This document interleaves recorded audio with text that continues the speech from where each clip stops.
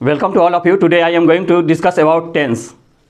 Tense के बारे में हम लोग पहले वीडियो में देख चुके हैं कि there are 3 types of tense. टेंस 3 प्रकार के होते हैं, present tense, past tense, future tense. उसको भी हम क्लासीफाई करते हैं 1 बाय 1। तो प्रेजेंट टेंस को 4 भागों में, पास्ट टेंस को 4 भाग में और फ्यूचर टेंस को 4 भाग में हम क्या करते हैं, क्लासीफाई करते हैं। तो number 1 present indefinite, present imperfect, present perfect, present perfect continuous, past indefinite, past imperfect, past perfect, past perfect continuous. इसी प्रकार रिस्पेक्टिवली देखते हैं फ्यूचर टेंस में। तो future indefinite, future imperfect, future perfect, future perfect continuous. एक तरह से क्या हो जाता है 4 4 4 यानी कि 12 हमारा क्या हो जाता है, टोटल टेंस हो जाता है। तो इस प्रकार हम 1 पे चलते हैं। पहला हमारा प्रेजेंट इंडेफिनिट है। तो प्रेजेंट इंडेफिनिट है तो उसको हम आइडेंटिफिकेशन यानी कि पहचान। तो जिस हिंदी वाक्य के अंत में यानी कि कोई भी सेंटेंस हम ऐसा लें जिसमें क्या है कि ता है, ती है, ते हैं, ता हूँ, ये सब लगा हुआ हो, तो हम समझेंगे कि ये सेंटेंस जो है प्रेजेंट इंडेफिनिट के अंतर्गत आता है। जैसे सीता स्कूल जाती है तो ती है लगा हुआ है, तो इसका मतलब है कि प्रेजेंट इंडेफिनिट का सेंटेंस है। तुम सुबह में पढ़ते हो, ते हो है लगा हुआ है, तो हम ये समझेंगे कि क्या है, प्रेजेंट इंडेफिनिट का सेंटेंस है। मैं कलम से लिखता हूँ, यहाँ ता हूँ लगा हुआ है, तो इस प्रकार हम ये समझेंगे कि प्रेजेंट इंडेफिनिट का है। और राधा माँ के साथ बाजार जाती है, ती है लगा हुआ है, तो इस प्रकार हम ये समझ गए कि प्रेजेंट इंडेफिनिट का ये सेंटेंस है। अब इसके स्ट्रक्चर के बारे में जानेंगे कि इसका रूल क्या होता है। तो ये क्या है, सब्जेक्ट है प्लस क्या है, वर्ब 1 या वर्ब 5 है प्लस क्या है, ऑब्जेक्ट है। तो सब्जेक्ट को हम जाने कि सब्जेक्ट कहते किसे हैं, तो कर्ता यानी कि जो काम करने वाला है। जैसे यहाँ सीता स्कूल जाती है तो इसका मतलब है सीता सब्जेक्ट है, यही करता है। और क्या है, वर्ब का मतलब क्रिया। तो ये कौन सा काम इसके द्वारा हो रहा है, तो सीता स्कूल जाती है यानी कि जाने का काम हो रहा है, तो यानी कि ये क्या हो गया, वर्ब हो गया। और ये हमारा क्या हो गया, सब्जेक्ट हो जाता है यानी कि कर्ता। उसके बाद ऑब्जेक्ट हमारा क्या है, तो क्या है कि स्कूल जाना क्या है, ये क्या हो जाता है, ऑब्जेक्ट है। तो इस प्रकार हम नंबरिंग करें तो 1 नंबर हम में इसको लिखेंगे और दूसरा नंबर में हम क्या करेंगे, इसको और 3 नंबर में हम इसे लिखेंगे।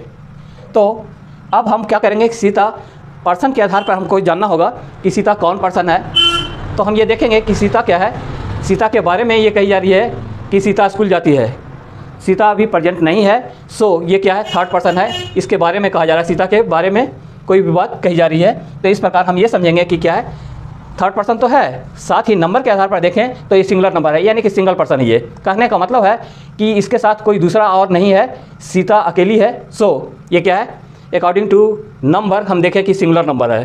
तो ये हमारा क्या, Sita third person singular number है। तो हम सबसे पहले सब्जेक्ट का काम कर ही लेते हैं। तो ये क्या है, सीता। उसके बाद 2 नंबर में हम आते हैं कि वर्ब को सर्च करते हैं कि वर्ब कहाँ है। तो पता चला कि जाने का काम हो रहा है, तो इस प्रकार हमारा क्या हुआ, गो। हम यहाँ देखते हैं कि क्या, कि थर्ड पर्सन सिंगुलर नंबर के साथ हम ये से येस का प्रयोग करते हैं। ये थर्ड पर्सन और सिंगुलर नंबर है, इस कारण से इसके क्रिया के अंत में हम क्या करते हैं, या तो येस या येस का हम प्रयोग करते हैं। तो हम क्या करते हैं कि यहाँ ओ हमारा वॉवेल है, इस प्रकार हम क्या करेंगे, ई एस का प्रयोग करेंगे। अगर कॉन्सोनेंट होता तो हम एस का ही प्रयोग करते। जैसे प्ले लिखा हुआ है तो सिर्फ एस होता, क्योंकि क्या है कि वहाँ कॉन्सोनेंट है, इस कारण से उसमें सिर्फ एस लगता। लेकिन यहाँ क्या है, सीता और गो में क्या है, लास्ट जो डिजिट है, लास्ट जो लेटर है वो क्या है, वॉवेल है, इस कारण से क्या हुआ, ई एस का प्रयोग हुआ। तो सीता गोइज टू, अब क्या है, थर्ड नंबर में हमारा स्कूल है, तो लिखे क्या, school. Sita goes to school. अब हम देख रहे हैं इसमें सेकंड सेंटेंस को देखते हैं कि तुम सुबह में पढ़ते हो। ये तुम जो है ना, सब्जेक्ट तो है, लेकिन पर्सन के अकॉर्डिंग हम देखें तो तुम क्या है, ये सेकंड पर्सन है। तुम हम उसी को कह सकते हैं जो हमारी बातों को सुन सकता है, यानी कि कहने वाले को, यानी कि जो आदमी कुछ बोल रहा है, यानी कि बोलने वाले को हम फर्स्ट पर्सन कहते हैं। तो बोलने वाला मैं है इसमें, ये क्या है, फर्स्ट पर्सन है। और तुम यानी कि सुनने वाले को ही हम तुम कह सकते हैं, तो ये क्या है, सेकंड पर्सन है। तो इस प्रकार हम सबसे पहला हम क्या करेंगे, सब्जेक्ट को हम लिखें यू। उसके बाद वर्ब को हम सर्च करते हैं, तो वर्ब को पता करते हैं। तो ये हमारा क्या है, वर्ब, पढ़ना, लिखना, खाना, सोना, उठना, बैठना, लिखना, बेचना, खरीदना, ये सब क्या है, वर्ब होता है। इस प्रकार क्या है, ये हम देखें कि रीड हमारा क्या हुआ, वर्ब हो गया, यू रीड। अब क्या है, जो ऑब्जेक्ट बचा हुआ है वो क्या है, सुबह में है। तो क्या है, इन का मतलब में होता है, तो इन द मॉर्निंग हो गया।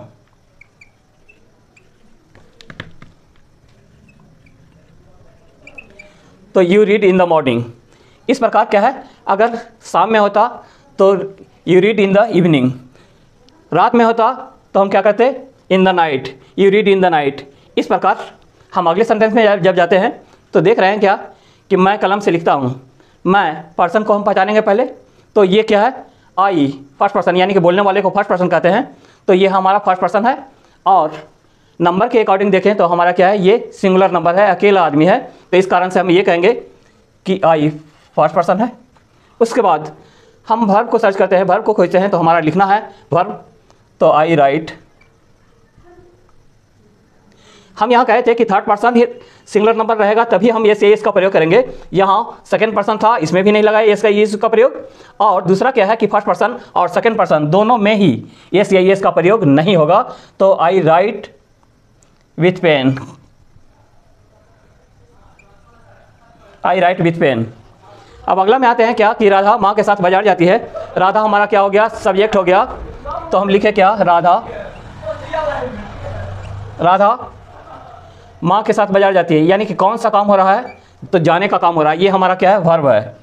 तो नंबर के आधार पर कहें तो हमारा ये एक 1 नंबर में और ये 2 नंबर में हो जाता है, तो राधा, और ये क्या है, गो। फिर वही सवाल आया यहाँ भी कि ये थर्ड पर्सन है और सिंगुलर नंबर है, तो Radha third person singular number होने के कारण क्या है, एस या एस का प्रयोग करेंगे, जिसमें गो में क्या है कि लास्ट लेटर जो है हमारा वॉवेल है, इस कारण से हम क्या करेंगे, एस का प्रयोग करेंगे।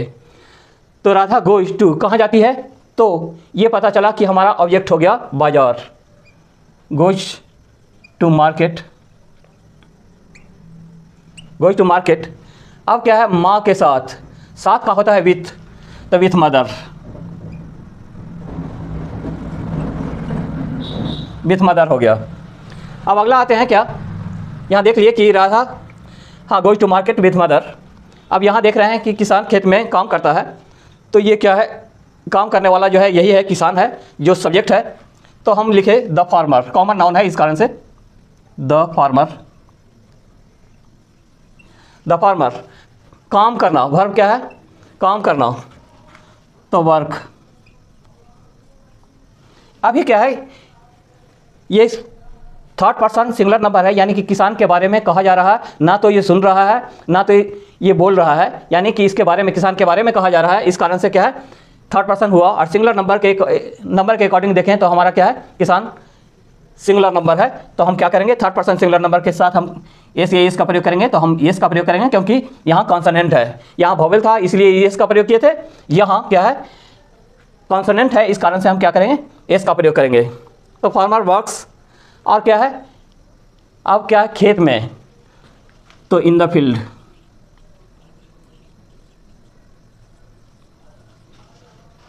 तो इसमें देख रहे हैं कि the farmer works in the field. इस प्रकार हम ये देखेंगे कि सबसे पहले हमको किसी भी सेंटेंस को बनाने से पहले हमको समझना होगा पर्सन को। तो पर्सन 3 प्रकार के होते हैं, first person, second person, third person. और अगर हम पहचान लेते हैं कि फर्स्ट पर्सन है कि सेकंड पर्सन है कि थर्ड पर्सन है, तभी हम क्या कर सकते हैं कि सही ट्रांसलेशन हम बना सकते हैं। अन्यथा क्या होगा कि थर्ड पर्सन नहीं जब पहचानेंगे, आइडेंटिफाई नहीं कर पाएंगे, वैसे स्थिति में क्या होगा, हमारा ट्रांसलेशन क्या होगा, गलत होगा, क्योंकि हम कहीं ऐसे ये इसका प्रयोग करेंगे, कहीं नहीं करेंगे। इस प्रकार क्या होगा कि हमको पर्सन को जानना होगा, दूसरा नंबर को भी जानना होगा कि सिंगुलर नंबर है या प्लुरल नंबर। कभी हम देखते हैं कि एक के साथ दूसरा मोहन एंड सोहन लिखा हुआ रहता है, वैसे स्थिति में क्या होता है कि बच्चे गलतियां करते हैं कि ये क्या है, सिंगुलर नंबर और प्लुरल नंबर को आइडेंटिफाई नहीं कर पाते हैं। वैसे स्थिति में क्या है, कहीं ये से इसका प्रयोग हो जाता है और कहीं नहीं कर पाते हैं, इस कारण से गलतियाँ होती हैं। इस प्रकार हम ये कह सकते हैं कि प्रेजेंट इंडेफिनिट में सबसे पहला चीज़ है क्या कि सेंटेंस को पहचानना। तो हम सेंटेंस को तभी पहचान जाएंगे कि जब किसी भी सेंटेंस के अंत में क्या है कि ता है, ती है, ते हैं, ये सब लगा हुआ है, तो हम ये समझ जाएंगे कि प्रेजेंट इंडेफिनिट का सेंटेंस है। अगर यहाँ ऐसा हो कि ता है की जगह पर था लग जाए तो इसका मतलब है कि पास्ट इंडेफिनिट का हो गया। ती थी लगा हुआ है तो इसका मतलब है कि पास्ट इंडेफिनिट का है। यहाँ भी ते थे लगा हुआ है तो इसका मतलब है कि पास्ट में बदल गया है। इस प्रकार हम क्या करेंगे कि पहचान से ही सबसे पहले कुछ गलतियाँ को हम सुधार लेंगे जो हो सकती है कभी।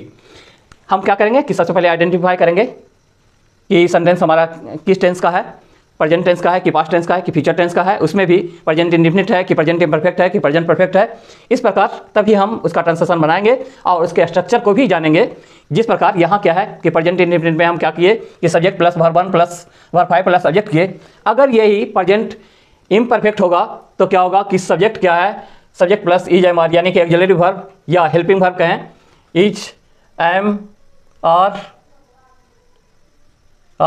प्लस वर्ब 4 प्लस सब्जेक्ट हो जाएगा। इस प्रकार हम पहचान के आधार पर ही हम क्या किए कि प्रेजेंट इंडेफिनिट का स्ट्रक्चर पे बनाए, क्योंकि हम पहचान गए थे कि ये सेंटेंस जितना भी है ये क्या है, ता है, ती है, ते हैं से जुड़ा हुआ है। इस कारण से ये प्रेजेंट इंडेफिनिट का सेंटेंस है और इसका structure subject plus verb 1 plus verb 5 plus object पे बनना है।